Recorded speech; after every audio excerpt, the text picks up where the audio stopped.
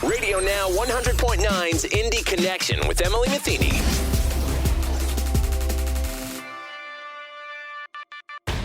Hello, I'm Emily Metheny, your host.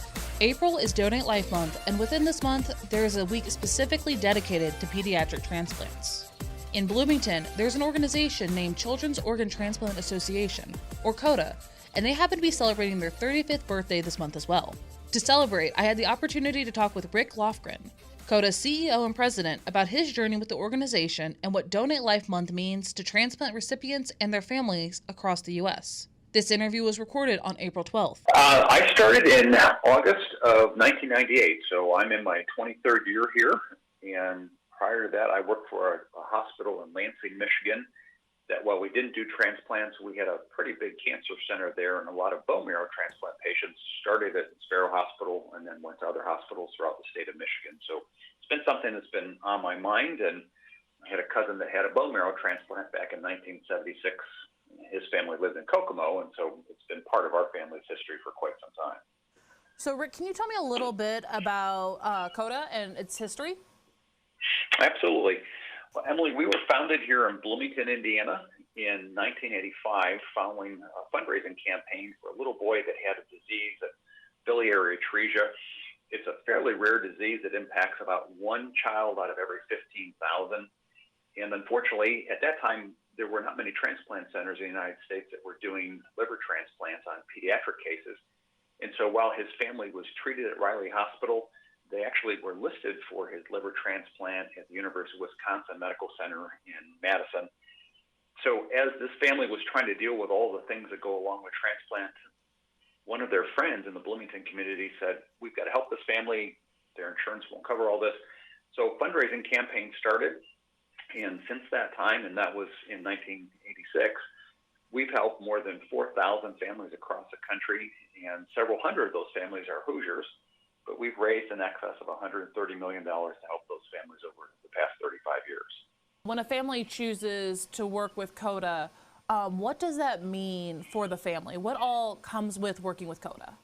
Well, one of the things that we try to do in every situation for our transplant families is take that stress off their shoulders with respect to the financial issues. So as an example, for a patient that's receiving a kidney transplant, the average billings are somewhere north of $400,000, and that number just goes up based on the type of transplant. Kidney transplants are the least expensive. If you have multiple organ transplants, they're the most expensive. But for any of us, even if we have insurance, that's an incredible out-of-pocket expense. And sadly, while parents' expenses are increasing when the transplant comes around, their income generally is also decreasing because one or both parents have to take time off work. And even if they have FMLA coverage, that means you keep your job, but you don't get paid while you're taking the time. So what we try to do is help families by removing that stress and that pressure. They can focus on their child and get them back to full health as quickly as possible. And we work with a volunteer team to take care of that financial aspect. And with the volunteer teams, what all happens with that? How is the fundraising done?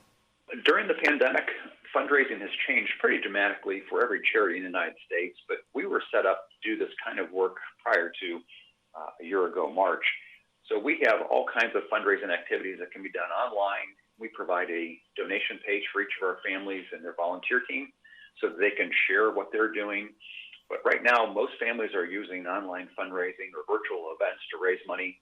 But as we're seeing the pandemic numbers start to decrease, a lot of places where it's a little warmer right now, we're seeing golf outings. So we've had several golf outings already this year in Florida, Texas, and Arizona, and we're starting to see more of those.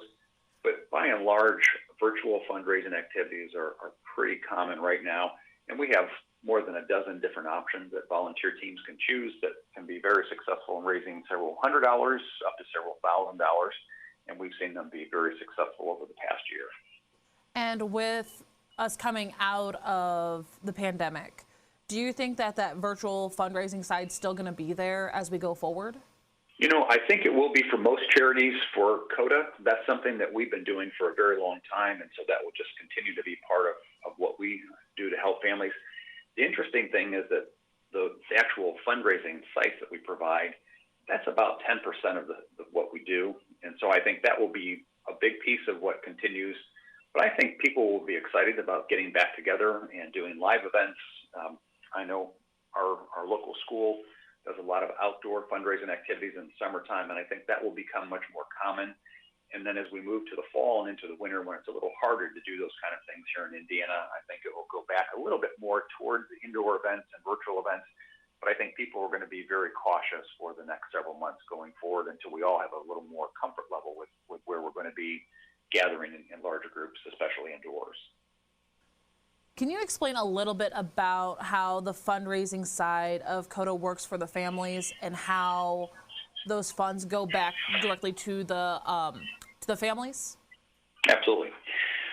What we do is whenever a new family starts working with COTA, I make a phone call and talk to the parents, or if it's an older teen, we'll talk to the teen along with mom and dad. We'll tell them that our goal is to get the pressure of the fundraising away from them, let them focus on getting their patient back to full health. And we'll work with a volunteer that they recommend that we contact, and usually it's multiple volunteers and not just one person. We'll walk them through a training program that will show them how to use virtual activities, how to use social media and the traditional media to get messages out to people so that more people are hearing about it, more people can help. But we try to take the volunteer to the point where they can do a whole host of things that they're comfortable with, and if there's something that they don't feel like they have the technology skills to do, or perhaps it's just outside their comfort zone, we'll say, let's move on to something else, and we'll give them other ideas. But we found that in doing that, we were able to make volunteers very successful, and even if it's just one or two people, we can help them choose those activities that don't take a lot of volunteers or foot power to get going. And we try to tailor our training sessions to help those volunteers based on the number of people that they have as part of their team. So, for instance, doing an online social media effort, one person can do very easily and can be very successful at. But perhaps pulling off a golf outing that takes multiple volunteers and probably 20 to 25 to do a really big golf outing, that's something that we would probably steer someone away from if they just had a handful of people to help. So our hope is that we take that pressure off of mom and dad. Volunteers raise the money, COTA receipts the money and make sure that it's being used for the purpose that it is. And then our parents submit receipts to us or send bills to us that we pay for them and on their behalf. And in doing so, we're able to help them because that is no longer income for them, it's income for COTA. And so we're able to help them with their out-of-pocket expenses without them having any tax implications as a result. Kind of touching a little bit more on how it's not income to the family, so it doesn't, you won't have to worrying about taxes? Mm-hmm. The way this works is the IRS were to look at it. If I were to set up a fundraising or even just a bank account for my son or daughter, that would be taxable income, any money that came into that account. When a family works with COTA, because we're a nonprofit organization, much like a hospital or a school or a church, that money comes to us and it's not taxable for the family, but it is tax deductible for the contributor. So what the IRS allows us to do is to have families send us their bills or expenses that they paid, and then we pay those bills out for them. So the money's not actually causing income implications for them. So it's perfectly legal, it's perfectly safe, and it's a way for donors to have that accountability that they know that their gifts are actually being used for the purpose that they intend them to. Excellent. And also, COTA is one of GuideStar's well-recommended organizations. Can you talk a little bit about what the GuideStar designation means? Absolutely. We have the highest level of rating from GuideStar, from Charity Navigator, and from the Better Business Bureau's Wise Giving Alliance. And what that means is that COTA's financial statements are reviewed every year, our goals and objectives are reviewed every year, and they match up what we say we do with what we actually do and how the money that we raise is actually being put to use to help transplant families. So over the years that we've been part of those organizations, COTA has received 4-star ratings. We are a platinum member. And with Wise Giving Alliance, we're actually one of the charter members of that organization to demonstrate that the money that is given to COTA is actually used for the purpose that it's intended to. All of our financial statements are available on our website, and that transparency that we provide is a great way for donors to know that their money is actually being used for the purpose they intended it to. But it's a nice kind of a good housekeeping seal of approval way of looking at what we do is actually impacting families directly. And just kind of touching a little bit more on the differences between going with a nonprofit organization like COTA versus doing Facebook fundraising and GoFundMe, all the monies that, just to reiterate, all the monies that is raised will go to the families. It is, and honestly, I mean, Emily, that's one of the things that we touch on with all of our families that we talk with. If you set up a GoFundMe account, for instance, the money that's raised, and it's very generous of people to make donations on GoFundMe, it's not tax deductible for them, but technically it's also taxable income for the recipient. So if a family sets up a GoFundMe account or a Facebook account and they raise, let's say, $2,500, that's actually money that they are taxed on. And so working with a nonprofit organization like COTA, that is not taxable income. And if someone's, let's say, in the 18% tax bracket, $1,000 would result in them losing $180 of income. So using an organization like COTA allows every dollar that's given to not only help the beneficiary or the family in our case, but it also provides an incentive to the donor. There are lots of research studies done that shows that people don't give just because they get a deduction, but knowing that they do get a deduction helps them to feel more comfortable with that, and it sometimes helps them to feel good about making a larger gift than they would have otherwise. Mm-hmm. And so if someone wants to get involved either as a family or as a donor just in general, how can they do that? Well, if someone would like to help us as a donor or a volunteer, next week is actually National Volunteer Work, and so we're excited to thank the volunteers that are already helping us. But if someone wants to start for the first time, they can reach out to us and go to our website at COTA, that's COTA.org,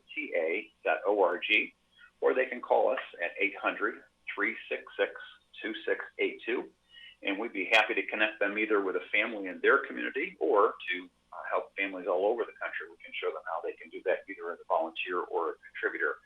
But this is a great time during Donate Life Month, all of April, to register as an organ donor. So even if you aren't interested in volunteering just with a pandemic, or you don't have the ability right now to make a cash contribution, registering as an organ donor is a great way to help, and would help patients, not just those working with COTA, but those that are waiting for a life-saving organ transplant throughout the country.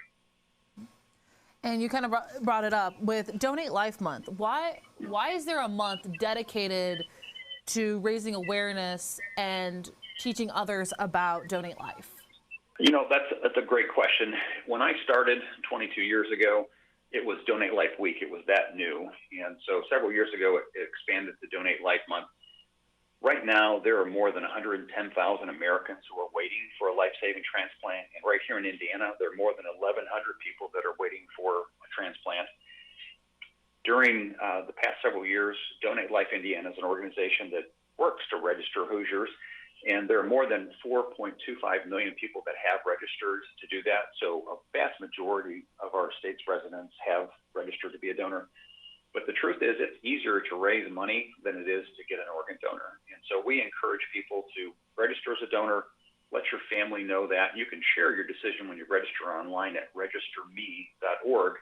You can share that on social media. You can let your family members know. But it's a great way, especially this month, to let people know that you're standing in the gap for those families that are waiting for a life-saving transplant. And when it comes to transplant, it's not just organs, it could be tissue donation as well, right? Yes, that 110,000 figure that I mentioned a moment ago, that's just solid organs. So kidneys, livers, lungs, pancreas, those types of solid organs. But right now, there are more than 30,000 Americans who are also waiting for a life-saving bone marrow, cord blood, or stem cell transplant. And that's something else that we also can register to do. There's no cost to that to register, and we really do encourage people, if you'd like to help, that's a great way to help without actually putting out any cash and doing something that will benefit someone in a life-saving way at some point in the future. But absolutely, registering as an organ donor or a bone marrow donor would be fantastic. And people can do that by going to registerme.org. Yes, that's for a solid organ. If you would like to register for the bone marrow registry, go to bethematch.org, BETHEMATCH.org. Rick, as we start to kind of wrap up, what is coming up for COTA in the rest of this month and coming up the rest of this year? Well, as a matter of fact, Saturday, April 17th, we are celebrating our 35th anniversary. COTA was founded right here in Bloomington, Indiana in 1985 and formally recognized as a nonprofit organization by the IRS in 1986. So if anyone would like to join us, we are doing an online virtual birthday party on Saturday, April 17th, and we'd love to have you join us. You can go to COTA.org to register there. And then next week is actually Pediatric Transplant Week around the country, and we're celebrating that right now that there are more than 10,000 children waiting for a life-saving transplant, and that's the area that we focus most of our attention on. But love to have people join in all the activities that are going on there. And again, that information is found at COTA.org. And while people are at COTA.org, are there any newsletters people can check out to see what you've been up to recently, any testimonials or any patient stories? Absolutely. If you go to COTA.org, you'll see that there are sliders that go across the page. One of the sliders highlights our kids that we're highlighting every month, and we highlight a calendar kid every month for COTA. This month, it's a little girl from Mississippi, Lila Kate Joyner. She received both a liver and kidney donation at Pittsburgh Children's Hospital a couple of years ago, and she's doing really well. But if you click on that link, it'll take you to a page that there are lots of videos, and we highlight kids from all over the country. Last month, it was Kidney Awareness Month. The month before was Heart Transplant Awareness Month. But you'll see some great videos of children that have had a life-saving transplant and now have an incredible future ahead of them. At the bottom of your email, I noticed that it had the trusted leader supporting families for a lifetime. Can you talk a little bit about how this expands after the transplants? One of the things that we promised each of our families is that not only are we going to help them get through the transplant experience itself, and for many of our families, that's a multiple month-long process of being listed, being transplanted, and then being released to go home. But what we try to do with our fundraising is not only take care of those expenses that families have to do that section of the transplant, but most of our patients are living many, many years after the transplant, and those years are just as expensive as the cushions cost. As an example, most of our transplant patients have between $10,000 and $12,000 in medications that they take every year, and that's an ongoing cost that they'll have year in and year out for the rest of their lives. So what we try to do is to make sure that not only do we get patients home from transplant, but ensure that while they're home, that they continue to be able to pay for those medications, follow-up clinic visits, all the lab work that goes on. But it really is a lifetime that we try to support our families to ensure that that organ remains viable and healthy, and the patient has a wonderful quality of life. Excellent. Rick, is there anything else you'd like to add about your organization, about Donate Life Month? Just in closing, Emily, again, April is National Donate Life Month, and we encourage everyone to go to registerme.org. And if you've not already registered as an organ or tissue donor, you can do that at that point on that website and share that information with your family and friends so that they know that's your decision. It's amazing how many people say that they want to be an organ donor, but they have not had a chance to do that. Registerme.org is a great way to make that happen. Excellent.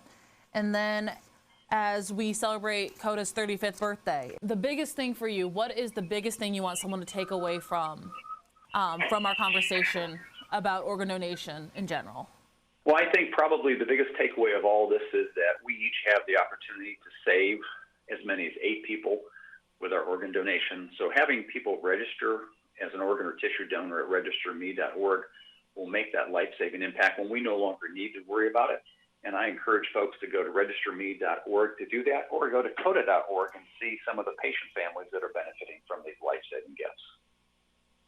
Excellent. Thank you so much, Rick. Oh, it was my pleasure. I appreciate you sharing the message.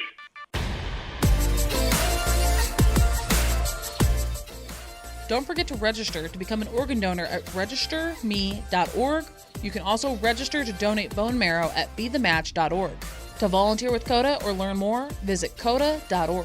Thank you for joining me, and please join me again next week. If you want to reach out or have topics you'd like me to cover, email me at emetheny, that's EMETHENY at radio-one.com.